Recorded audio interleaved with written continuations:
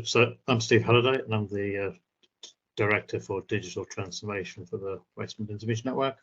Marius is here with us, as well as our digital radiologist. The situation in the West Midlands is quite the opposite end of the spectrum to MRAD. So where MRAD has a joy of being 10 years as a network, and had the opportunity in that course of that duration to basically converge on one PACS, one RIS that sits in the center of the operation with the vendor neutral archive we're just describing. The West Midlands Image Network is both the newest and certainly the largest of all the networks in the country. There are 22 networks in the country. Ours is by a country mile the largest. That brings us really good benefit, opportunities, challenges, but also some complexity and some difficulties. And we have as a starting point. So, I joined less than a year ago. Marius was part of the network a little bit more, previous to that. But where we are is we have a large number of trusts, a large number of ICBs, and it is challenging, if you like, to get to a point where we Bethany, my having one or two difficulties with tech here on screen sharing.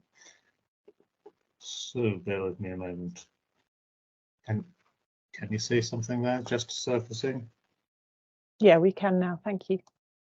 Yeah, so if you can see that, that's basically the list of the trusts. Wasn't exactly the slide I was aiming for, but that's the list of the trusts that we have, and you can see how data is transferred between currently between the trusts of the West Midlands Image Network with the Image Exchange portal, and so there's quite a lot of image transfer that happens within the network, and quite a lot of image sharing that happens beyond the network. We are 6 ICBs, 15 trusts, and we have a very diverse range of applications that sit within the center of that. So the PACS RIS position is quite complex. Each of the trusts exists as an independent entity. Each of the trusts has its own, with one or two exceptions in Wye Valley and Coventry. One or two exceptions there. Each of the trusts has its own storage system, PACS system, and RIS system. So what we're about is trying to solve that problem in the interest of patients and to make clinicians, and to make that something which we can then address. So we have a number of objectives around image and data sharing, but also business intelligence, cross-site reporting, cross-site training, cross-site scheduling. And that's a real challenge, of course, between the geography as large as ours, but also some of the things we're talking about as well around the journey into other ologies, from radiology and artificial intelligence, shared care record, and the secure data environments. So that's our aim and our ambition. Where we got to in this this calendar year was to release an outline business case for an interoperable solution. We were very strongly led by the trust to say that convergence is going to be difficult for 100% of them, and so they're looking for an interoperable solution. We produced a business case which was very strategically successful. Everybody liked what we're trying to achieve. Everybody thought it aligned well with CDC strategy and other strategies, but it floundered on the rocks of revenue affordability. So all of the 15 trusts stepped back from that. So we are currently now back to doing 4 main things, which are developing a target operating model, which set out what we're trying to achieve and why, producing some business intelligence, which we're embarked upon at the moment, doing some PACS RIS convergence. So we're letting a contract for all of the trusts in the region to join on a onboarding at will kind of basis, so that trusts can decide when and how they want to onboard. and then also a conversation that we're having with the national team for the National Imaging Register, or the NIR, which is very similar to the interoperable solution that we're trying to produce, but would be centrally funded and would obviously not only answer your question, Tanya, for when you've exchanged, when you're trying to see a record in some other part of the West Midlands, or for MRAD other part of the East Midlands, but actually be able to see that image from any other hospital in the country who transferred you across. If the National Imaging Register was successful, that's where it would be. So that project with the National Imaging Register is under starting guns, if you like, at the moment. And they're about to go into expression of interest for trusts to engage with that. We're encouraging all of our trusts in the West Midlands to put their hands up for that expression of interest, and most all of them, certainly the tertiaries and some of the larger ones, some specialist ones as well, are saying we're interested in engaging with that. While that's taking place, because that will take a few years before the National Imaging Register delivers something, our convergence tactical plan is the main game in town. So we're looking to see how many of the trusts will be prepared to join the West Midlands Imaging Network PACS and RIS conversion. And we've written to all of the chief executives, medical directors, clinicians in the space, or our contact list, to build that picture up. There's obviously going to be some conversation with some trusts which would say we'd rather converge around an ICB. So, for instance, BSOL or Black Country may want to converge just around the ICB, one PACS for the ICB, rather than one PACS for the whole of the West Midlands Imaging Network. And that's a conversation we're having, and there's not an easy route through that. Some trusts have got long PFI type related contracts, which makes it difficult for them. But we're having that conversation, and we expect to get at least half, if not 3/4 of the trusts onboarded with our converged PACS RIS. So that will be somewhere between 6 and 10. And we will see how that plays out. That's roughly where we're at the moment. Marius, do you want to add something to that? Yeah, so I think it's important for the CCIOs to understand what the digital agenda of the West Midlands Imaging Network was.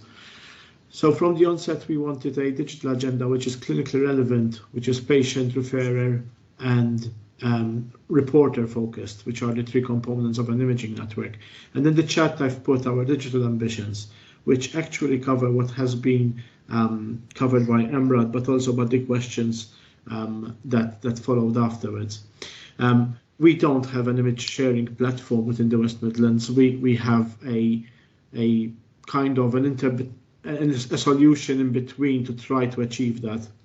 So the digital agenda for us was to have image and related data sharing, a business intelligence which sets the foundations for cross-site reporting and cross-site scheduling, and connection to research and training to enable research and training within imaging, harnessing SDEs or TREs. We wanted to be able to connect to artificial intelligence so that we can actually deploy artificial intelligence on a network-wide basis. We wanted to share information with the shared healthcare records and other imaging networks. But we also wanted to build in our architecture the possibility for the other ologies which produce images to come to our archive, so that we truly have a single record, image record of that patient. So that would include pathology, cardiology, endoscopy, clinical photography, and all the other ologies. The problem with the West Midlands is also, I tried to depict it in the chat. So you've got a grid with 15 boxes. Those 15 boxes represent the current PACS and RIS architecture of the West Midlands. There isn't basically a supplier which is not present in the West Midlands. Trying to join everything together with one RIS PACS is going to be extremely challenging, as Steve has said. And we had a solution, we did present a solution to the trusts and the ICBs, which would have actually worked, which would have enabled us to reach our digital objectives. It would have enabled clinicians to be able to instantaneously see images from across the network without actually having to use different systems that they are used to. That was principle in our design, that end users should not have to use different systems than what they are already using, just for the simple fact that the scan has been acquired elsewhere and not to the local trust. Unfortunately, as Steve has said, when this plan was presented to the trusts, everything passed, governance, clinical management, but unfortunately it failed at the finances. And I think it's important for CIOs to realize that this is the situation that we have in the West Midlands, because this is going to affect our ability as clinicians to perform some of the clinical tasks we need to perform. In the meantime, the National Image Locator record surfaced from the NHS, but at the moment it's a bit of a pie in the sky situation with that. We don't know where that is going. So we have actually now reduced to chasing. The only thing we can chase is that trying to have those trusts which are close to refreshing their PACS risk to conglomerate and come together as a network. But that is never, as things stand, going to achieve 100% success rate with all the 15 trusts being able to, in the foreseeable 3-4 years future, come together as a network. So it's a bit of a sad situation clinically, that we had a very good plan, we had the technology to be able to do this, but unfortunately we stopped at the final hurdle. Thank you, Marius. So yeah, servicing from that final hurdle comes the convergence and the business intelligence and the National Imaging Register program. And that's what we're focused on now.